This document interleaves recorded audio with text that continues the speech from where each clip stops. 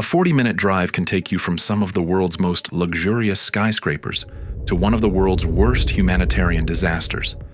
That's the Arabian Peninsula today, the glittering United Arab Emirates, the quietly successful Oman, and a collapsing Yemen sharing the same desert, the same sea, and completely different destinies. Look at a map of the southern Arabian Peninsula and trace the coastline from west to east. Yemen hugs the bottom left corner of Arabia, facing the Red Sea and the Gulf of Aden, with rugged mountains rising just inland. Slide your finger east and you enter Oman, stretched along the Arabian Sea and the Gulf of Oman, with a long, narrow coastline and deserts pushing up from the interior.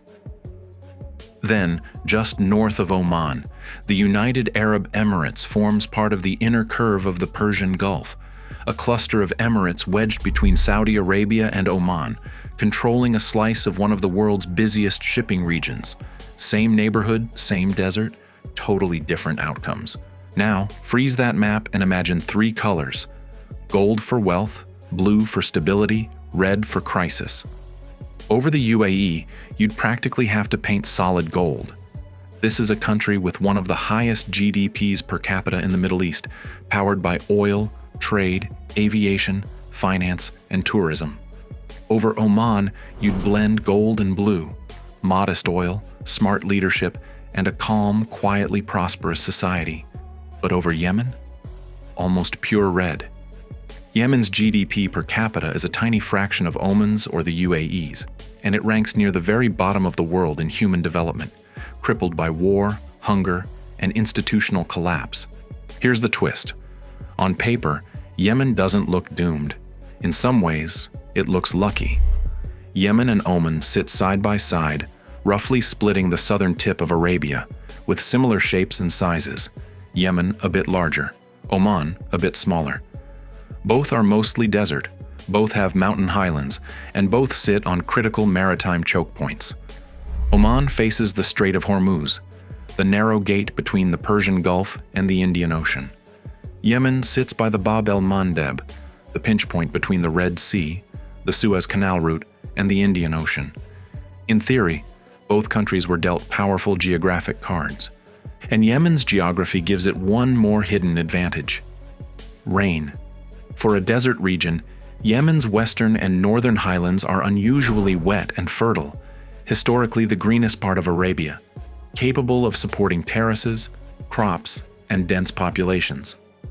Oman, by contrast, is drier overall, with fertile pockets but far less agricultural potential. Add to that, Yemen and Oman have broadly comparable proven oil and gas reserves, with Oman only slightly ahead. So how does the country with better farmland, a larger population, and a major sea gate end up desperate and starving, while its smaller neighbor and its northern cousin build malls, airports, and glass skylines? To answer that, zoom the map north from Yemen and Oman to the UAE. The United Arab Emirates is a federation of 7 emirates: Abu Dhabi, Dubai, Sharjah, and others, hugging the Persian Gulf and part of the Gulf of Oman. Here, the story is oil, yes, but also something else: execution. Abu Dhabi's oil wealth and Dubai's obsession with trade, logistics, and tourism turned a strip of desert coast into a global crossroads. GDP per capita reaches into the tens of thousands of dollars, placing the UAE among the wealthiest states in the region. It ranks in the very high human development category worldwide, sitting comfortably alongside or above many advanced economies. Slide back down to Oman on that same mental map. Decades ago, Oman looked more like Yemen than like Dubai: poor, isolated, and underdeveloped.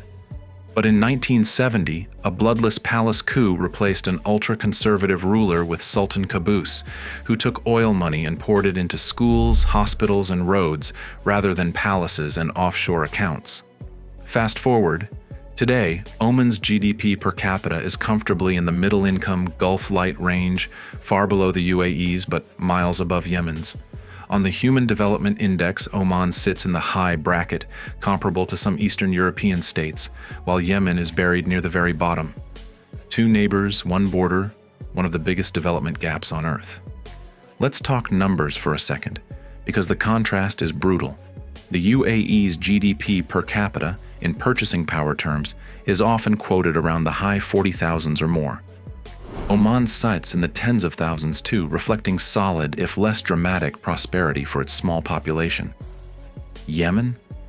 You're looking at figures in the low thousands at best, and in some recent years barely above $1,000 per person. That means someone in the UAE or Oman can statistically be 20 to 30 times richer on paper than someone just across the desert in Yemen. The human story behind those numbers is even more stark. In the UAE, a child is statistically likely to grow up with access to modern hospitals, high literacy, and world-class infrastructure. In Oman, the odds are also relatively good. Decent healthcare, schooling, and a state that, while not rich by Gulf standards, has invested heavily in human capital. In Yemen, the story flips. Millions of children grow up amid conflict, shortages of food and clean water, and failing institutions. Life expectancy drops, child mortality rises, and the kind of basic services that people in Abu Dhabi or Muscat take for granted can be out of reach for entire regions. So how did this split reality happen right next door? Part of the answer lies in history and politics. Yemen's map hides centuries of fragmentation. An Ottoman sphere in the north, British control around Aden in the south, then after decolonization, a northern republic and a southern Marxist state backed by opposite sides of the Cold War. The two Yemens fought each other, unified in 1990, then plunged back into civil war and proxy conflict. Arab nationalists, monarchists, communists, Islamists, tribal militias, and foreign powers all using the same mountains and cities as battlegrounds again and again. Every time the map of Yemen is redrawn internally, infrastructure is blown up, institutions collapse, and any path to long-term development is derailed. Meanwhile, look east again to Oman's map. One state, one monarchy, one capital, Muscat, continuously steering the ship for decades. After 1970, Oman remained officially an absolute monarchy, but it chose a strategy of internal investment and external neutrality. Oil and gas were exploited in partnership with foreign firms, but the proceeds funded mass literacy, healthcare expansion, roads, ports, and later diversification into tourism and services. At the same time, Oman carved out a niche as the Switzerland of the Middle East, staying neutral in spats between Saudi Arabia, Iran, Qatar, and others, and avoiding entanglement in neighboring wars, especially the one that tore Yemen apart. Fewer bullets across your borders means more clinics and schools at home. The UAE followed a different path, but with equally transformative results. It doubled down on being a hub. Jebel Ali Port, Dubai International Airport, Emirates Airlines, financial free zones, and tourist mega-projects turned the UAE into a place where money, goods, and people from all over the world intersect. Yes, there's oil, especially in Abu Dhabi, but a massive share of revenue now comes from trade, logistics, tourism, and services. That diversification means the UAE's desert skyline doesn't just rest on oil wells, it's propped up by container ships, conferences, and construction cranes.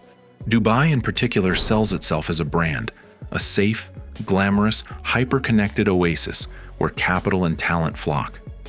Yemen, painfully, was set up for something different but never got there. It has fertile highlands and a long coastline but weaker institutions, explosive demographics, and predatory leadership. The population is much larger than Oman's and far larger than the UAE's citizen population, but the economy is dramatically smaller. Whatever wealth exists is spread far more thinly. Add in corruption, repeated wars, and external interventions, and the result is a state where millions are displaced. Many hover on the brink of famine, and basic services have collapsed in wide areas. Instead of ports becoming engines of trade, they become lifelines for aid, and sometimes targets in the conflict. Here's where the map becomes almost symbolic. The UAE's outline along the Gulf is dotted with ports, free zones, and airports that feed a globalized economy. Oman's long coast along the Arabian Sea and the Gulf of Oman has become a chain of developing ports, tourist destinations, and industrial zones anchored by Muscat and other steadily growing cities. Yemen's coastline, by contrast, runs past the Bab el-Mandeb, one of the most strategic straits on Earth, but its ports are battered by war, blockades, and underinvestment. The same waters that carry global container ships and oil tankers also carry refugees, smuggled weapons, and the wreckage of a shattered economy. And yet, geographically, all three share the same harsh foundations: scorching deserts, water scarcity, and dependence on imported food.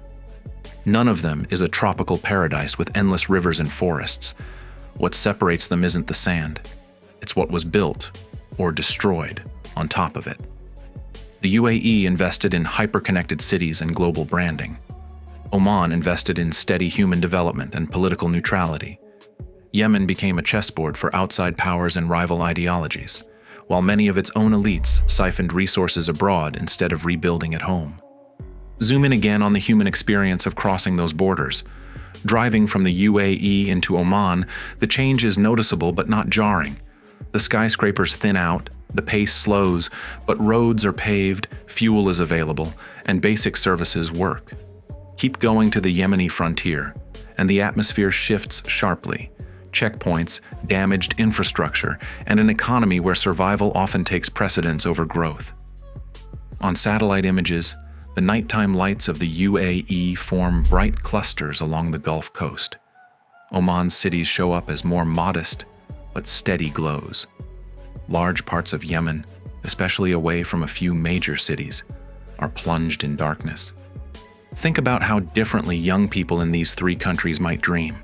Geography gives you a stage, but leadership, institutions, and choices decide the script.